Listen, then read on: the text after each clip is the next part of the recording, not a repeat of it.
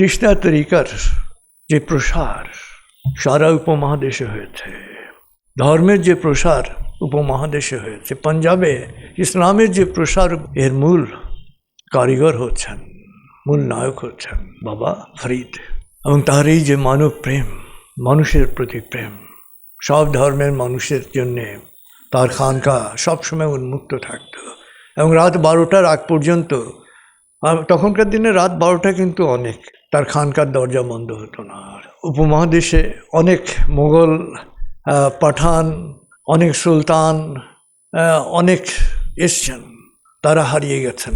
দিল্লিতে যারা প্রাসাদ গড়েছেন তারা হারিয়ে গেছেন, কিন্তু বাবা ফরিদ অর্থাৎ প্রেম, ভালোবাসা, সমমর্মিতা, কল্যাণ কখনো হারায় না। এটা সব সময়ের জন্য, সব কালের জন্য তিনি যেরকম অমর হয়ে আছেন, আমাদের প্রত্যাশা থাকবে আমাদের মাঝখান থেকে এমন অনেক তরুণ জন্ম নেবে, এমন তরুণ বেরিয়ে আসবে আর কি, যারা হয়তো 1000 বছর বাবা ফরিদের মতোই অমর থাকবেন।